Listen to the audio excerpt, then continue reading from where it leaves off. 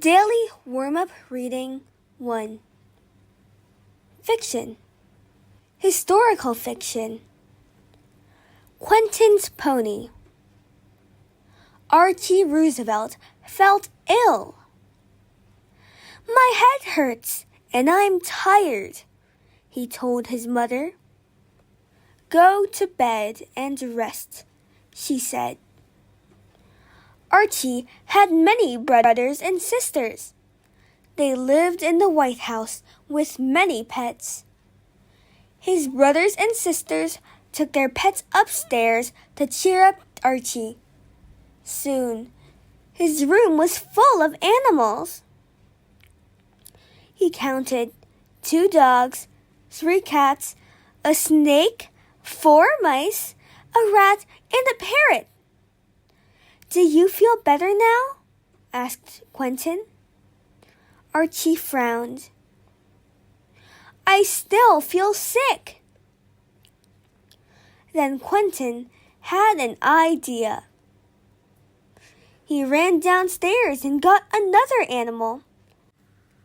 His pet was so big that it had to make a special trip upstairs in the White House elevator. Archie looked so surprised when Quentin opened his bedroom door.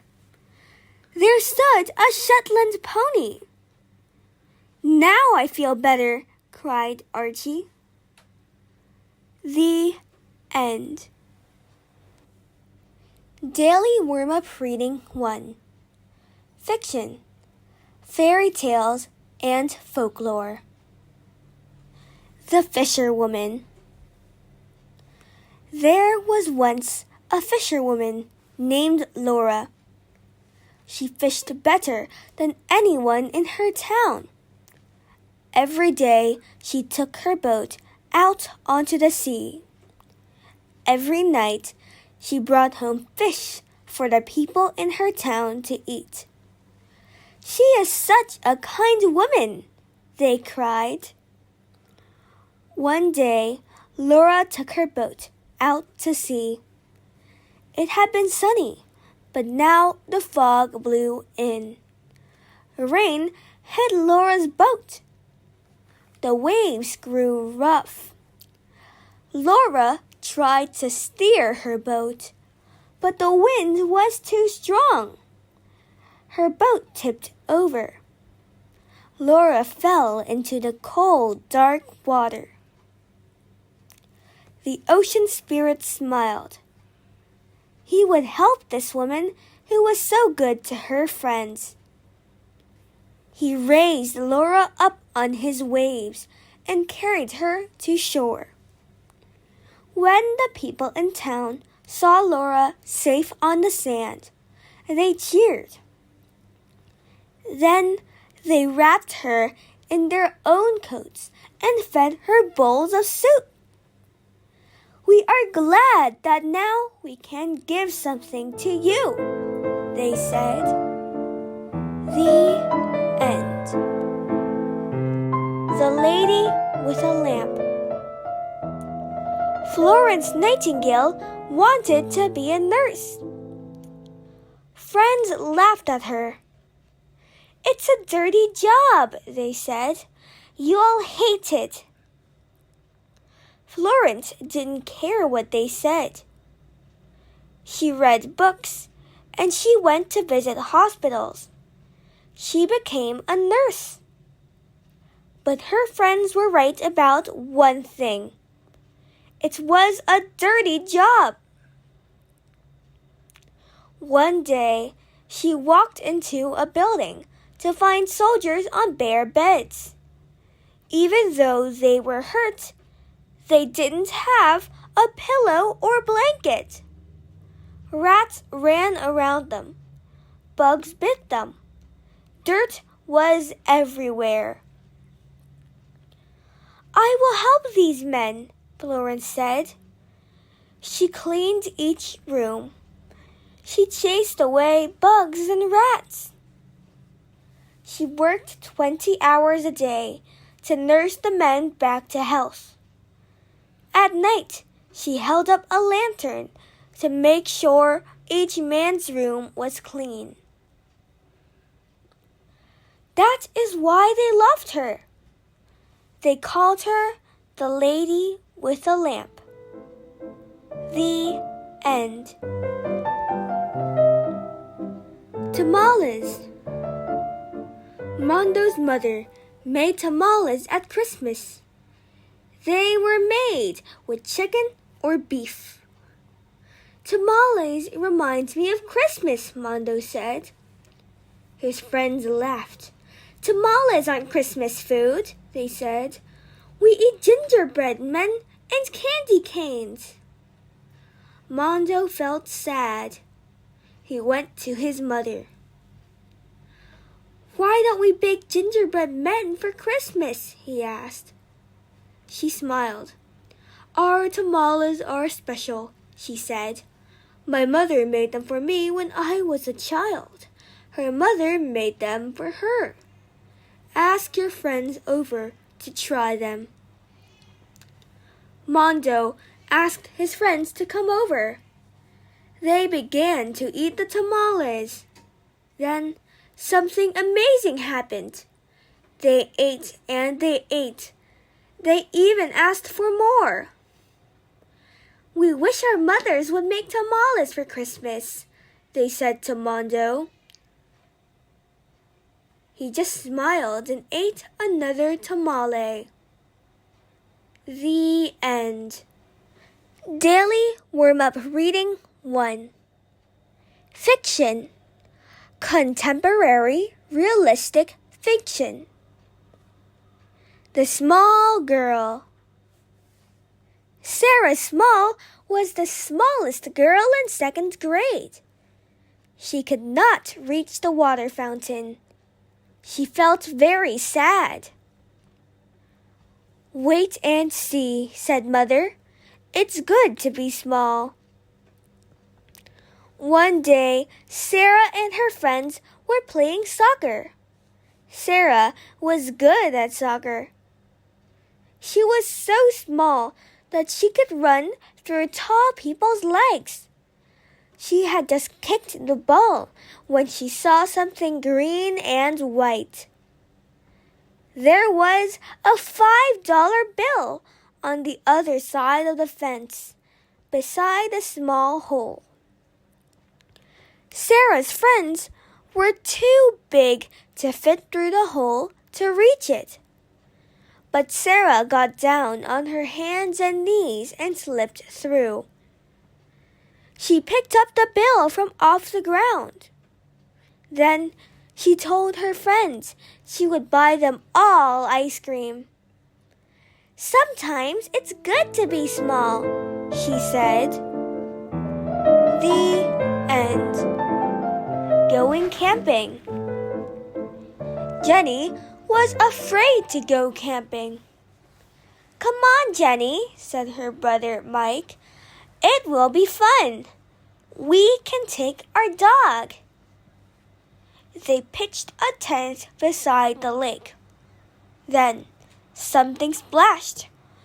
What was that noise? Jenny cried.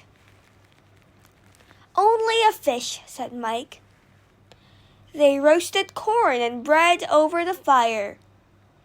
Their dog got a piece of bread, too. Then something hooted. What was that noise? Jenny cried. Only an owl, said Mike. They crawled into their sleeping bags and zipped up the tent. Then something whined and scratched on the door. What was that noise? Jenny cried. Now Mike was scared too. He turned on his flashlight. Then he began to laugh. It's our dog, he said. We forgot to put him in the tent with us. The end. The nest. Mother could not find her thread. I had a whole spool of it, she told the family. Now it is gone. Aunt Jean could not find her left black glove. I can't wear only one glove, she cried. Stan hopped up and down in one green sock and one blue sock. Who would take one green sock? Someone had taken Jill's pink hair ribbon. It's a mystery, she said. Who was taking our things? Stan decided to find out who the thief was. He looked high. He looked low. He opened cabinet doors. Finally, he found the thief. It's a mouse, he said. There in a cabinet was a nest. It was made of shredded newspaper, white thread, a black glove, a green sock, and a pink ribbon. Inside the nest were 5 mouse babies. The end. Sammy Seal. Sammy Seal was afraid to swim. He sat on the rocks beside the ocean and watched the other seals swimming. They had a good time doing backflips and racing through the waves. Come in, Sammy, they cried. The water is wonderful. Sammy shook his head sadly. I'm fine here, he said. I'd rather stay on dry land. But Sammy didn't tell anyone the truth. He didn't know how to swim. But one day, his friend Sue swam up to him. I'm going to teach you how to swim, she said. Then you can have fun with us. Sue showed Sammy how to put one flipper into the water. Now, put your head in the water, she said. Sammy put his flippers in the water. Then he put his head in the water. Suddenly, he fell in. For a moment, he was scared. And then he realized something wonderful. Yeah, Sammy, cried Sue. You're swimming. The end. Big Mouth. Once there lived a frog named Big Mouth. Big Mouth lived in a pond with many other frogs. He got his name because he loved to gossip about his friends. Gossip happens when you talk about someone behind his or her back. Big Mouth told everyone that Freddy Frog couldn't hop very high. All the frogs laughed and laughed at Freddy Frog when they saw him. This made Freddy feel sad. But Big Mouth laughed and laughed. One day, Phil Frog got fed up with Big Mouth's big mouth. He said, Don't gossip, Big Mouth. How would you like it if I told everyone your secret, that you don't like the taste of flies? Then Big Mouth's eyes got big. His big mouth opened into a round O. I wouldn't like that at all, he told Phil. Big Mouth never gossiped again. The end. Fairy tales and folklore. The Farmer's Corn. Farmer Fran liked to share the corn that she grew on her farm. She gave her neighbors corn on the cob. She also gave them kernels so that they could plant their own corn. You grow the best corn in the whole world, Farmer Fred said to her. Why do you give away kernels? You should keep them all to yourself." Farmer Fran laughed. Then she said, "Corn has a powder called pollen. It needs pollen from other corn stalks in order to grow well. Pollen travels on the wind." "So?" Farmer Fred said. "So," Farmer Fred continued, "if my neighbors grow good corn, their pollen will travel on the wind to my corn. It will make my corn better. Then we can all grow the best corn in the world." The